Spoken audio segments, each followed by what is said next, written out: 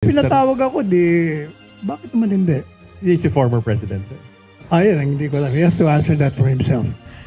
Tinawag na publicity ni dating Chief Presidential Legal Counsel Salvador Panelo ang nakaambang investigasyon sa Senado kaugnay ng umano'y gentleman's agreement ni dating Pangulong Rodrigo Duterte sa China. Naghain kamakailan si Senate Deputy Minority Leader Risa Hontiveros ng resolusyon na layong maimbestigahan ng komite sa Senado ang sinasabing kasunduan. Anong basis mo?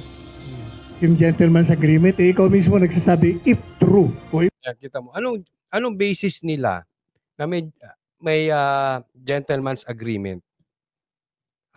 Kailan lang ba nangyari ang gentleman's agreement na yan? Sino basis nila? Si Roque. Parang yung vlogger na, bayad, banat bay, ganyan ka, bayad ka daw, bayad ka. So, sinong basis mo? Yung vlogger din. Na walang alam gawin ko, hindi nagmumura. Yun ang basis. Parang ganito nangyayari. Nakakapagtaka ko, ayaw nilang paniwalaan yung mga sinasabi ni Attorney Roque.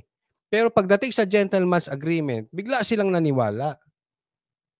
Hindi credible yung hindi ko sinasabing hindi credible si Attorney Roque. Pero nami-misunderstood nyo si Attorney Roque. Kaya nga hindi ko alam.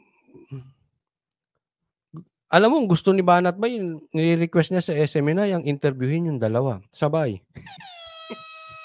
Ba't pa magkaiba kayo? Ibig sabihin, hindi ka nga sigurado eh. Sinabi na nga walang gentleman's agreement eh. Publisidad lang yun. In aid of grandstanding. Correct. Sa kabila nito, wala yan. In aid of grandstanding lang yung Hontiveros. Tigil-tigilan nyo na yung Huwag yung kada issue, sampa kayo ng sampa. Alam mo, Hontiveros, nag-aastang ka na. Nag-aastang bayarang vlogger. Hindi ko sinasabing bayarang ka, pero alam nyo yung bayarang vlogger na pag may nakitang masisilip sa isang kandidato, babakbakan ng babakbakan. Ganun ka, para kang tagatahol na ngayon eh. Hindi na astang senador yung ginagawa nyo. Astang bayarang vlogger. handaan niya ang dating opisyal na humarap sa pagdinig sakaling ipatawag ng Senado. Gayunman, hindi siya sigurado kung handa rin si dating Pangulong Duterte. Iginiit din ito na walang anumang kasundo ang pinasok ang dating Pangulo kaugnay ng West Philippine Sea. Ang sinasabi ni Presidente Duterte, I did not enter into any gentleman's agreement whatsoever. So lahat yun. Nakausap din umano niya ang dating Pangulo kagabi at inalala ang naging pulong nila noon kay Chinese President Xi Jinping kung saan binanggit umano ni Duterte ang 2016 arbitral ruling. Sabi niya, ito pakinggan nyo to sasabihin ni Attorney Panelo ha. Pakinggan nyo mabuti. Ito na po yun. Anong sabi? Pinapaalala niya sigurado ka ba wala kayong usapan ni Presidency? Ito yun. Pakinggan nyo. May arbitral ruling kaya ang gagawin ko, pupunta kami dyan. Kukuha kami ng hanap. Kumaga, gagamitin natin yung whatever natural resource we can find. Yes. Nagulat kami sa reaction ng mama, nung kabila. Sabi niya, do not force that.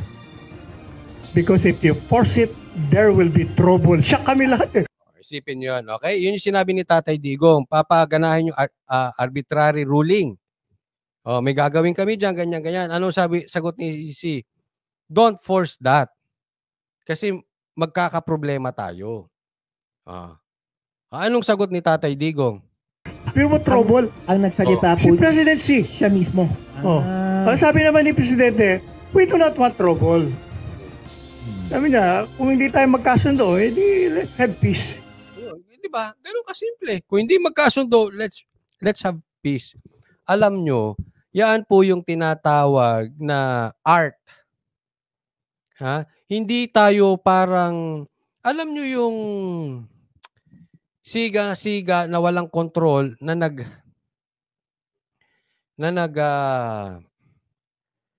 nagro-road rage. Yung lalabas ng kotse, biglang bubunit ng baril, tapos magsisigaw. Di mo ba ako kilala? Hindi kasi ganun ang style. Meron kayong disagreement? Let's just have peace. Diba? Ako naniniwala ako, yung talagang marunong sa baril, mahaba ang pasensya niyan. Hindi yan yung magwawala doon tapos, ano ka? Ano ka? Hindi ganun. May pasensya. Pwede kayong matahimik eh. Pwede niyong pag-usapan ng maayos. Last resort lang yan. Pag talagang puputukan ka, uunahan mo. Naiintindihan nyo. Pero, subukan nyo muna lahat ng paraan na kayo ay magkasundo. Hindi yan para kang siga-sigaan na nagro-road rage, na sige, pagawayan natin yan. Ano mo nangyayari sa ngayon?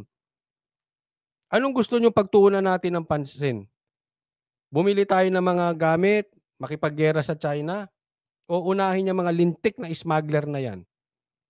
Unahin natin ang presyo ng bigas. Unahin natin ang presyo ng bilihin. Yeah. Hindi yun agreement as in ibinenta. Kasi ganun po yung nakikita nilang pinaiikot-ikot nila yung salitang, alam mo sa madaling salita, sinalsal nila yung word na yan. Gentleman's agreement. Hindi po yun. Ngunit para kay Senate Minority Leader Aquilino Coco Pimentel, maigi na rin mapag-usapan ang issue sa Senado para mas mabigyang linaw na mapatotoo man o hindi ang naturang kasunduan basta't walang formal na kasulatan o anumang patunay, wala itong bisa at hindi dapat ito pairali ng Pilipinas. It is a he said, she said scenario. So, mga ganyan, basta't mga ganyang scenario, void na po yan. Ayan. Oh, totoo. May talino to si Pimentel eh. He said, she said. Sinabi niya, sinabi mo, wala yan. Wala. Lalo na binabind niyo po ang isang bansa. That is void. Kaya nga mabuti na rin to kung may hearing tayo na ganyan, maklaro natin yung mga ganyan so that future leaders. Wag na maghiring-hiring, Attorney Pimentel. Oo, mag-grandstanding lang yung ibang kasamahan mo dyan. Will not even attempt to do this.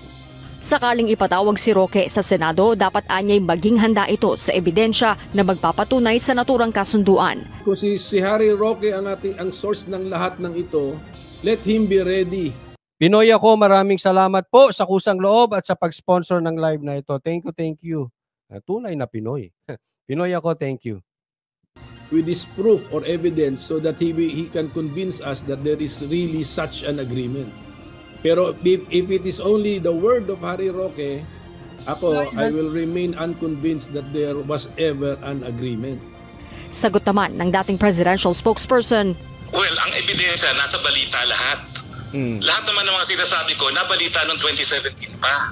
So all you have to do is type China, Philippines, no new development 2017. Lalabas lahat yan. Alright. So hindi na ako kailangan ng marap dyan eh. Pero sinasabi nila sikreto yan. Wala namang sikreto dyan.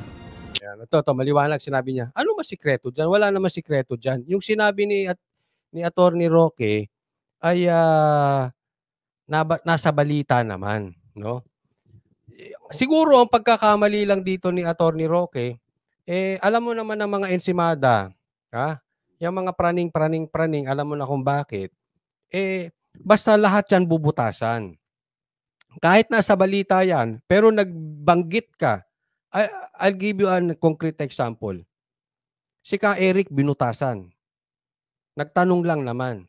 Pero ang target talaga, SMNI. Di ba?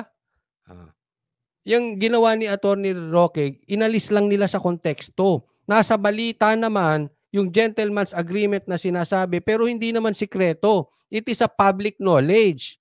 Kaya lang sinalsal nila yung salita na yan. Pinalaki nila, and then ginatungan ng mga vloggers nila. Yan. Gatong din sa Senate.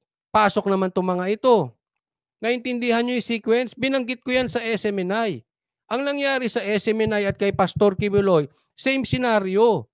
Binakbakan si Ka Eric. Sinilipan si Ka Eric. Tapos, kinontempt. Pagkatapos ng content, pasok Risa. Anong ginawa ni Risa? Pinag-initan si Pastor Kibuloy. Binuhay yung mga kaso na matagal ng tulog. May mag-iibidensya ro, mag-iibidensya, mag-iimbestiga, hinusgahan na. On the first day, hinusgahan na ni Risa Ontiveros yung si Pastor Kibuloy. Look at the timing. Bubutas at bubutasan ka talaga. Ganyan din nangyari kay Atty. Roque. Ginamit yung salita niya. Hindi po yung gentleman's agreement. Hindi naman sikreto na may usapan diyan. Hindi yun binding as a contract. Nag-usap tayo, pare, peace muna tayo ngayon. Hindi ibig sabihin nun na isusuko ko lahat sa'yo or ikaw isusuko mo sa akin for the sake of peace. Walang ganun. Di ba? Yun yung nagiging problema. At tingnan nyo lagi ang timing. Pag may binutasan sila, sunod-sunod. Pagbutas ng kamera, papasok si Risa Ontiveros.